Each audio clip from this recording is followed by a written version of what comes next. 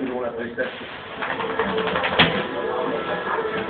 Laurent, en revanche, travaille la nuit, au platine. En faisant ce participation du genre de la mission, un cadre qui reste limité et en plus ça va plus sur les demandes des saisons. Trois petits boulots dont ces jeunes ne peuvent se priver, ils ont besoin d'argent pour préparer la rentrée, mais ils n'ont pas choisi la place par hasard. Avant, après et pendant le travail, ils se sentent un peu en vacances. Des vacances pendant lesquelles les personnes âgées se retrouvent parfois plus isolées encore. C'est pourquoi la ville de Cherbourg organise des visites régulières à domicile pour vérifier que chez elle tout va bien. Armel Pierre-Des-Ouches, Charlie Nicolas.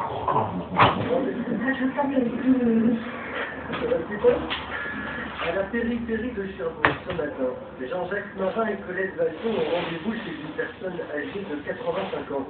Elle vit seule, a récemment quitté l'hôpital pour une opération lourde.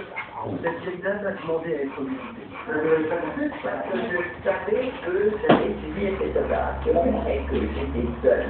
Sûrement, je ne pas être isolée. Donc, c'est que mon conseil, celui d'avoir un... Rendre visite aux personnes vulnérables ayant demandé à figurer sur une liste, c'est l'objectif du réseau d'urgence et de prévention mis en place par la ville de Cherbourg. L'initiative qui démarre vise les personnes de plus de 65 ans, seules ou en couple. Elle s'appuie sur les bénévoles du Secours catholique, de la Croix-Rouge et de Saint-Vincent-de-Paul. Cette personne, par exemple, avoue très simplement souffrir de la solitude. Je crois que quand vous êtes actif, vous avez beaucoup d'amis. Moi, ça peut faire un certain donc vous avez beaucoup d'amis. Mais après, personne ne vient de voir.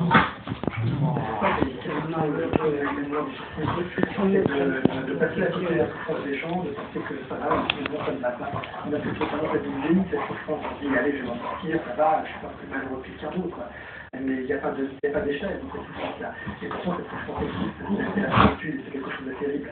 Dans la ville de Cherbourg, 106 personnes âgées ont demandé à être régulièrement visitées. Elles peuvent compter sur le dévouement d'une cinquantaine de bénévoles.